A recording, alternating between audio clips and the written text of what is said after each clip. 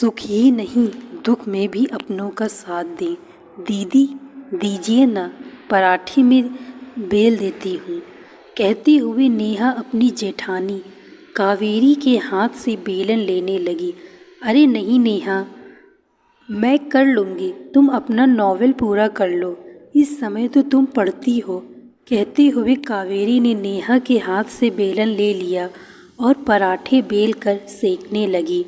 नेहा को अच्छा नहीं लगा, धीरे से बोली, दीदी आप तो मुझे कोई काम करने ही नहीं देती, क्या मैं पराई हूँ? मेरा भी दिल करता है कि आप सबके साथ हंसूं बोलूं, आपका हाथ बटाऊं, लेकिन आप तो नहीं रे, तू तो हम सबको बहुत प्यारी है, देखती नहीं पापा जी सबसे तेरी प्रशंसा करते नहीं थकते।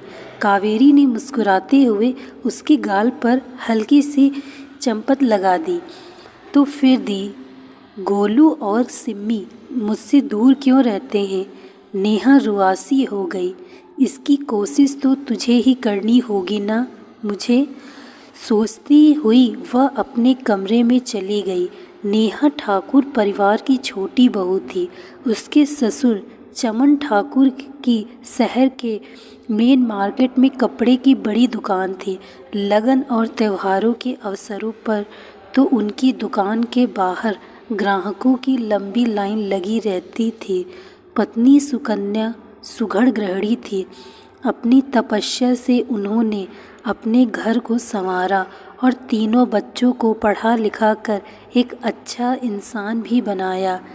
बड़ा बेटा राकेश ग्रेजुएशन करके पिता के कारोबार में हाथ बटाने लगा और छोटा अर्जुन नोएडा के इंजीनियरिंग कॉलेज से इंजीनियर बनकर आया तो उसने अपने शहर में ही नौकरी करना पसंद किया। उसका मानना था कि अपनों के साथ रोटी खाने में ही सुख है, दूर रहकर कोई मज़ा नहीं। राकेश की शादी सुकन्या जी ने अपने मायके से संबंधित परिवार में कर दी थी। बहू कावेरी उनकी उम्मीदों पर पूरी तरह से खरी उतरी थी। पोती सिम्मी को हाथ पकड़कर चलना ही सिखा पाई थी कि भगवान के घर से उनका बुलावा आ गया। चमन ठाकुर के लिए पत्नी के बिना जीवन काटना बहुत मुश्किल लगने लगा था, लेकिन सिर पर जवान बेटी माँ बैठी थी। उसी समय से कावेरी बहू पत्नी के साथ साथ देवर ननद की माँ भी बन गई थी। माँ की भी शादी बहुत अच्छे घर में हो गई। माँ की शादी के बाद कावेरी ने ससुर जी से कहा कि अब अर्जुन का भी विवाह कर देना चाहिए। लड़की उसी की तरह ही सुशील और शिक्षित होनी चाहिए। ठाकुर जी ने अपने मित्रों के बीच अर्जुन की चर्चा की। तब उनके एक मित्र ने बताया कि हमारे परिचित वीरेंद्र जी जो फैक्ट्री के मालिक हैं, उनका बहुत बड़ा बिजनेस है, आपके अर्जुन को बहुत पसंद करते हैं, आप कहें तो बात चलाएं। अगले दिन ही वीरेंद्र जी अपनी पत्नी के साथ चमन ठाकुर जी के घर आ गए। स्वागत सत्कार के बाद वीरेंद्र जी बोले कि हमारी 2 बेटियां हैं, एक अपने ससुराल में है और दूसरी नेहा को आपके घर की बहू बनाना चाहते हैं। हमें आपका वीरेंद्र बहुत पसंद है।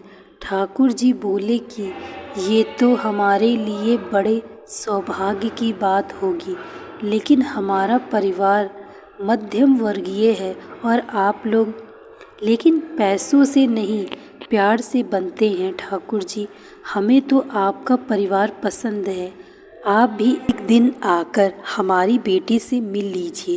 वीरेंद्र जी की पत्नी बोली। राकेश और कावेरी ने भी उनकी बात का समर्थन किया तो अब चमन बाबू को न कहने की कोई गुंजाइश ही न थी। 2 दिन बाद चमन बाबू भी सपरिवार वीरेंद्र जी के घर पहुंच गए। अर्जुन और नेहा ने भी एक दूसरे को पसंद कर लिया और महीने भर बाद शुभ मुहूर्त में दोनों का विवाह हो गया। इस तरह नेहा ठाकुर परिवार की छोटी बहू बन गई। ससुराल में नेहा को बहुत प्यार मिला। जेठानी के बच्चे भी उससे हिल मिल गए थे। शादी के 6 महीने बाद न जाने कैसे उसके ससुर के कारोबार में घाटा होने लगा। कल तक जहां ग्राहकों की लंबी लाइन लगी रहती थी, वहां सन्नाटा सा छाया रहने लगा। व्यापारियों का भुगतान करने के लिए राकेश को कर्ज लेने पड़ गए। उस समय पड़ोसी रिश्तेदार उसके ससुर को कहने लगे कि आपकी नई बहू के पांव अशुभ हैं। उसके कदम घर में पड़ते ही आपकी दुकान में तो कर्जदारों की लाइन लग गई। जवाब में ठाकुर जी मुस्कुराए और बोले, जीवन में सुख दुख लाभ हानि तो लगी ही रहती थी कि आने से भला इसका क्या संबंध। और मेरी दोनों बहू मेरे घर की लक्ष्मी है और लक्ष्मी कभी अशुभ नहीं होती। घर में जब आर्थिक तंगी होने लगी तब कावेरी ने एक्स्ट्रा खर्चा में कटौती करनी शुरू कर दी। पति को अपने जेवर देते हुए वह बोली कि किसी का उधार सिर पर रखना उचित नहीं है, इन्हें बेचकर सब चुका दीजिए। बच्चे कुछ मांगते तो वह प्यार से समझा देती थी। ये सब देखकर नेहा को लगा कि कहीं मुझसे भी जेवर ना मांग ले। बस तभी से उसने सबसे किनारा करना शुरू कर दिया। वह अक्सर मायके में ही रहने लगी। उसकी मम्मी ने उसे समझाया भी कि इस दुख की घड़ी में तो तुम्हें उनके साथ होना चाहिए, परंतु उसने हंसकर टाल दिया। मायके पर आई विपत्ति को सुनकर वहाँ भी आई। नेहा उसके साथ भी ठीक से पेश नहीं आई। नेहा का नकारात्मक रवैया देखकर अर्जुन ने उसे समझाने का प्रयास किया कि हम सब एक परिवार हैं और दुख की घड़ी में हमें एक दूसरे का संबल बनना चाहिए। तुम्हारे ऐसे व्यवहार से भाई भाभी को कितना दुख पहुंचता होगा, सोचा भी है। लेकिन नेहा ने उसकी बात को भी अनसुना कर दिया। दुख की इस घड़ी का सामना चमन ठाकुर के परिवार ने एक साथ मिलकर किया और कुछ महीने बीतते बीतते फिर से उनके दुकान पर रौनक होने लगी। ग्राहकों की भीड़ होने लगी और व्यापारियों का कर्जा भी चुक गया। उनके परिवार के सदस्यों के चेहरे फिर से खिल उठे। अब नेहा भी सभी के साथ मेल मिलाप करने लगी, लेकिन गोलू और सिम्मी उससे किनारा करने लगे। वह किचन में जाती तो कावेरी मुस्कुरा कर कहती, रहने दे छोटी, तू आराम कर। अर्जुन भी उससे खिंचे खिंचे से रहने लगे थे। उसने अर्जुन से पूछना भी चाहा, लेकिन वह कतराकर ऑफिस चला जाता। एक दिन जब नेहा मायके गई तो बेटी का उदास चेहरा देखकर उसकी मम्मी पूछ बैठी। तब उसने रोते रोते बताया कि घर में कोई उससे बात नहीं करता। और तब उसकी मम्मी ने उसे समझाया कि खुशियों का पैसे से कोई संबंध नहीं होता है। अपनों का साथ और प्यार मिले तो हर दुख सुख में बदल जाता है। वो देख माला को कैसे अपनी ननद को दिलासा दे रही है। और तूने क्या किया, अपने ससुराल वालों को विपत्ति की घड़ी में अकेला छोड़ दिया। भौतिक वस्तुएं तो क्षण भर का सुख देकर फिर दुख का कारण बन जाती हैं। देख बेटी, सच्चा सुख तो अपनों का साथ निभाने से ही मिलता है। नेहा ने देखा कि माला फ़ोन पर बोल रही थी। जीजी आप चिंता तो ना करो, सोनी अपने मामा की इकलौती भांजी, तुम्हें भाई ने सब इंतजाम कर लिए हैं। और हम भी मैडम जी, उससे अब सुना नहीं गया। अपनी माँ के गले लगकर फूट फूट कर रोते हुए कहने लगी, मैंने खुद अपनी खुशियों में आग लगाई है। बेटी की आंखों से आंसू पोंछते हुए भी बोली, सुख दुख तो अपने हाथ में होता है बेटी। एक बार तू उनके जैसा उदार बन के तो देख, फिर तुझे सुख की अनुभूति होने लगेगी। अपनों की तरफ अपनी बाह तो फैला। अपनी माँ की बातों को गांठ बांध कर नेहा जब अपने ससुराल आई तो जेठानी का हाथ बटाना चाहा और उनसे अपना दुख साझा किया। जवाब में कावेरी ने उससे कहा कि पहले तो तुम्हें ही करनी है। अब वह सोचने लगी कि पहल मुझे मम्मी कहती हैं अपने हाथ में, लेकिन कैसे? तभी उसे कुछ याद आया तो उसके ओठों पर मुस्कुराहट खिल गई। फिर तो वह अपने अभियान में जुट गई। उसने अपने पर्स से 2 डेयरी मिल्क निकाले और बच्चों के कमरे में गई। चाची को देखकर दोनों मुस्कुराए, फिर कुछ याद आते ही नज़रें झुका ली और अपने अपने पाठ याद करने लगे। गोलू एक कविता याद कर रहा था।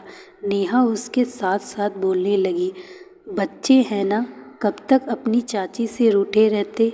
चॉकलेट देखकर अपनी चाची से लिपट गए। तब उसे लगा जैसे धरती पर ही उसे स्वर्ग सा सुख मिल गया हो। अगले दिन से तो सिम्मी कहने लगी, चाची मेरे लिए चीज़ सैंडविच बनाइए, और गोलू कहता मेरे लिए पनीर सैंडविच। नेहा किचन में नाश्ता तैयार करती और कावेरी उसे प्यार से निहारती। घर का खुशनुमा माहौल देखकर ठाकुर बाबू तो खुशी से फूले नहीं समा रहे थे, जैसे एक लंबी काली गहन दुखों वाली रात के बाद उनके घर में सुख के सवेरे का आगमन हुआ हो। एक दिन महा आई हुई थी। उसने नेहा से कहा कि भाभी पालक कढ़ी बनाइए ना। हाँ, पापा को बहुत पसंद है। वह बेसन घोल रही थी कि तभी उसके मायके से फ़ोन आ गया। उसके हाथ तो बेसन से सने हुए थे। उसने महा से कहा कि वीडियो कॉल ऑन कर दे। स्क्रीन पर मम्मी को देखते ही वह चहक उठी। मम्मी देखिए, अभी मैं कढ़ी बना रही हूँ, आपसे बाद में बात करूँगी। उसने फ़ोन डिस्कनेक्ट कर दिया और बेटी का हंसता हुआ चेहरा देखकर उसकी माँ की आंखें खुशी से छलछला उठी। बेटी मायके से अधिक अपने ससुराल के सुख दुख और उसके महत्व को समझे, यही तो हर माँ बाप चाहते हैं। यह सच है कि अपनों का साथ हो तो इंसान हर दुख का सामना हंसते हंसते कर लेता है, और यह भी सच है कि अपने ही रूठे हाँ तो हर सुख फिक्री लगता है। नेहा ने अपने प्यार व समर्पण से रूठों को मनाकर अपने दुख को सुख में तब्दील कर लिया, क्योंकि सुख दुख तो मनुष्य के अपने हाथों में होता है। लेकिन नेहा ने जो गलती की थी उसको एहसास हुआ और उसने अपनी गलती सुधारा भी। हमारी सबसे बड़ी अच्छाई यही है, अगर आपसे गलती हुई है तो उसको मानो और सुधारने की कोशिश करो। दोस्तों, मैं आशा करती हूँ आपको यह कहानी अच्छी लगी होगी। यदि कहानी अच्छी लगी हो तो वीडियो को लाइक तथा चैनल को सब्सक्राइब अवश्य करें। Thank you so much watching.